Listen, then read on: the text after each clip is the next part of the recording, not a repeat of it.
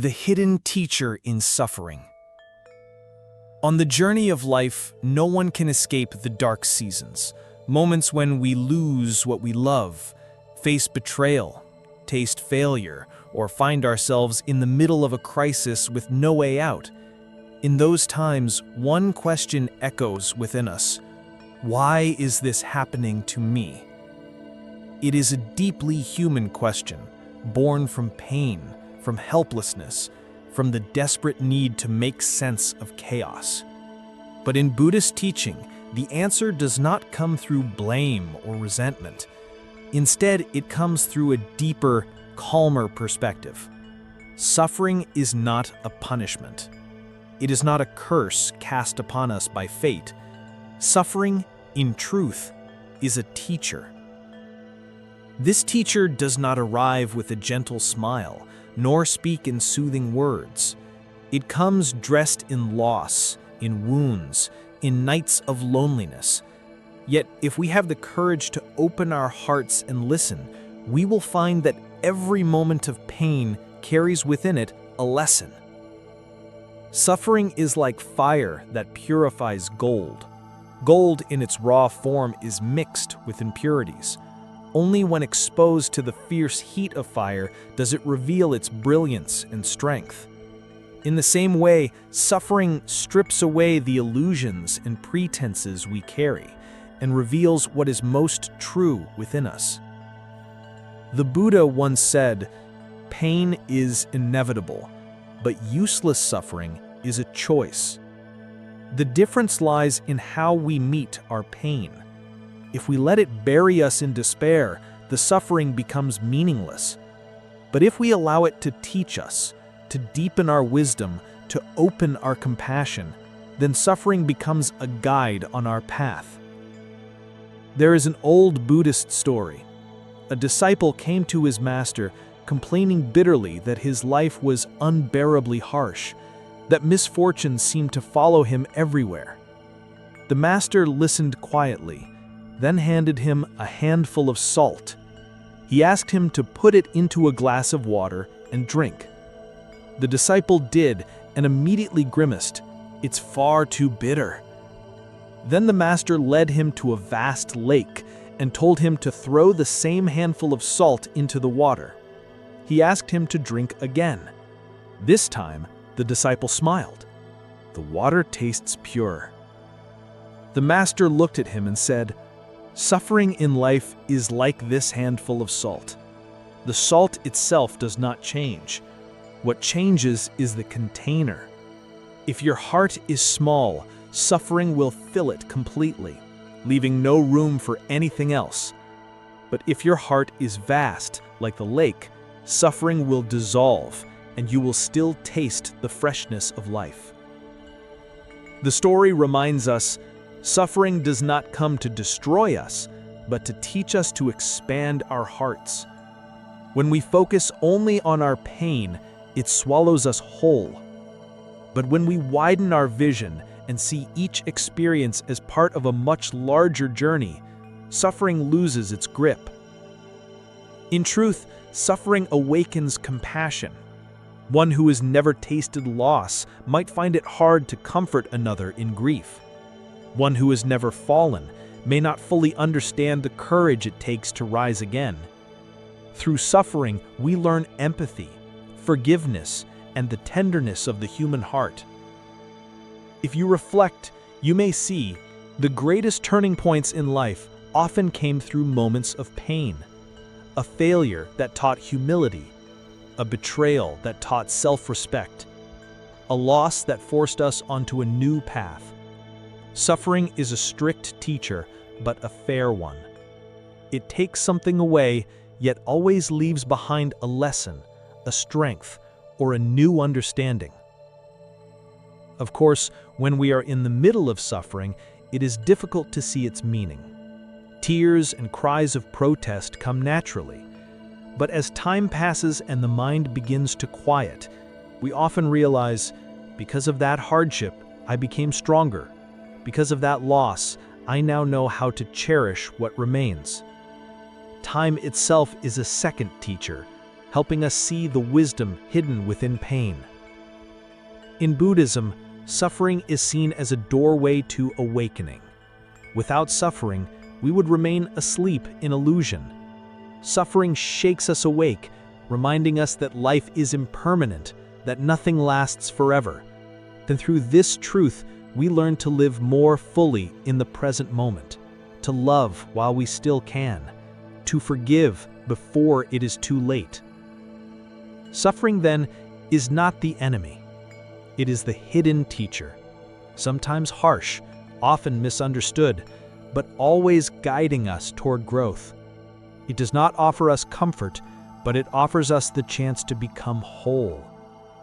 So the next time suffering visits your life, pause for a moment and ask, what is this teacher trying to show me? Perhaps it is teaching you patience. Perhaps it is teaching you resilience. Perhaps it is teaching you the art of letting go. Whatever the lesson may be, one thing is certain. Every pain holds within it the seed of wisdom. Suffering is not a punishment. Suffering is a teacher. And if we are willing to listen, even in the darkest night, we will discover a light to guide our way. Chaos and transformation. In life, almost everyone longs for stability.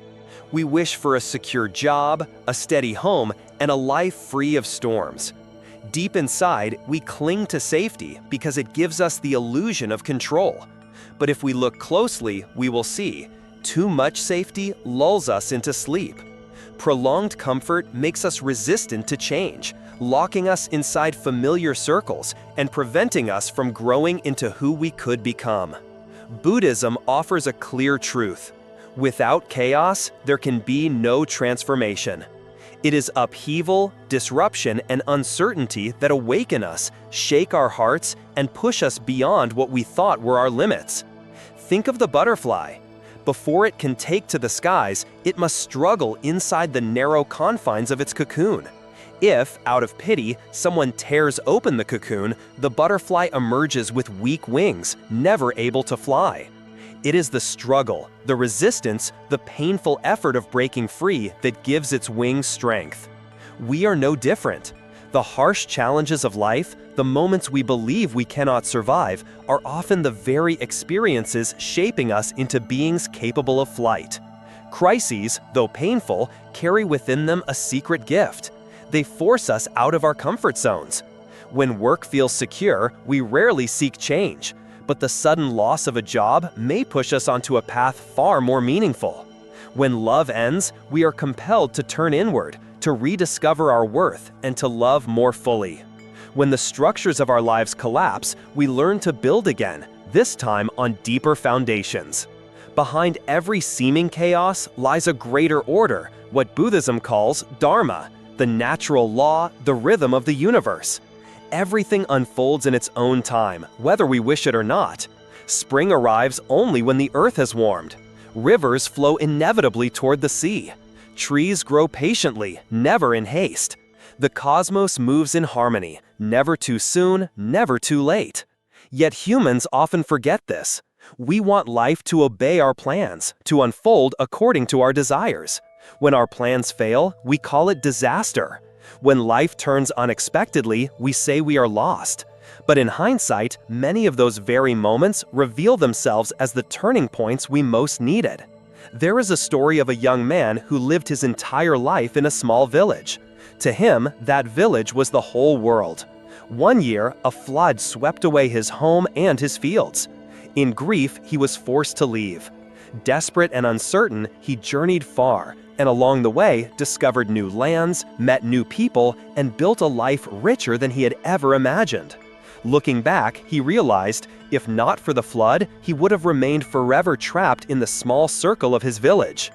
This is the nature of chaos. It pushes us beyond the boundaries we would never cross on our own. If you reflect on your own life, you may notice, how many times have you grown stronger through crisis? A failure that taught you patience. A family hardship that made you realize the preciousness of love. An illness that forced you to care for your body and live more mindfully. The deepest transformations rarely came during times of peace. They came during storms. In Buddhism, suffering and chaos are not viewed as enemies, but as opportunities for transformation. They are like soil being tilled. Hard, untouched earth cannot bear fruit. But once it is broken open, turned over, softened, it becomes fertile, ready for new seeds. So it is with us. When our hearts are broken open, when our minds are stretched by difficulty, the soil of our being becomes fertile for wisdom and compassion to grow. Of course, while we are in the midst of chaos, it feels impossible to smile and say, "This is an opportunity to grow." In the moment, pain feels overwhelming, fear takes hold, confusion clouds our vision. But here lies the shift. Instead of resisting, we can pause and ask, what is life trying to change within me? What is this crisis here to teach me? The answers may not come immediately, but by keeping our hearts open, by refusing to shut the door, transformation will quietly take root. Consider a seed. If it stays on the surface, basking in sunlight and fresh air, it will never become a tree. To live, it must be pushed into the dark soil, must break apart from within, must struggle upward through weight and pressure until at last it reaches the light. That struggle is not a punishment, it is the very path to life. So it is with us. Without the dark soil of hardship, the breaking points and the weight of pressure, our hidden strength would never awaken. Without chaos, we would remain asleep in comfort. Without storms, we would never discover how far we could sail. Chaos, then, is not a curse, but an invitation to awaken, to evolve, to become more than we were. And when we look back, we often find that what once felt like ruin was, in truth, the first step toward renewal. In the end, it is chaos that prepares us for transformation, and it is transformation that reveals the depth of who we truly are. Letting go of control, embracing impermanence.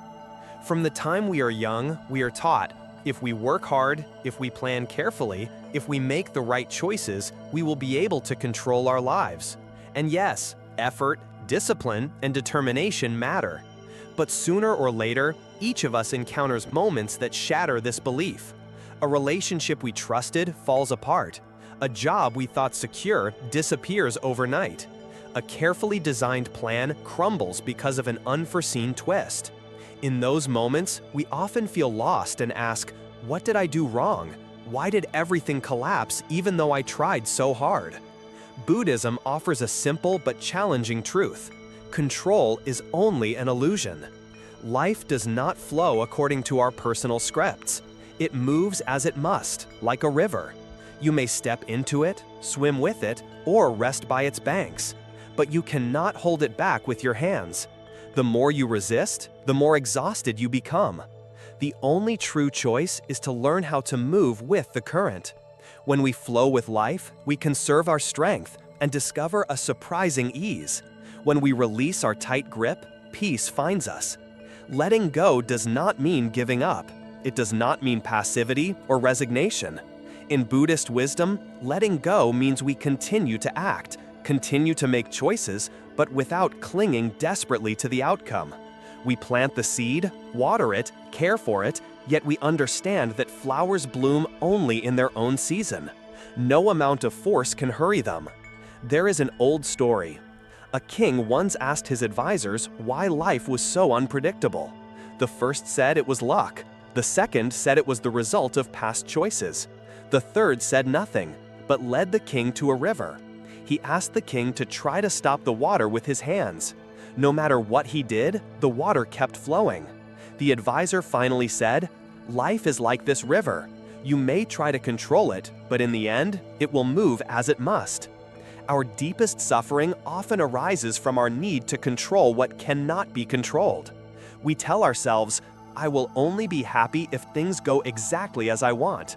I will only feel safe if nothing changes. I will only know peace if life stays still." But life has never worked that way. It is movement itself. When we cling to control, fear dominates.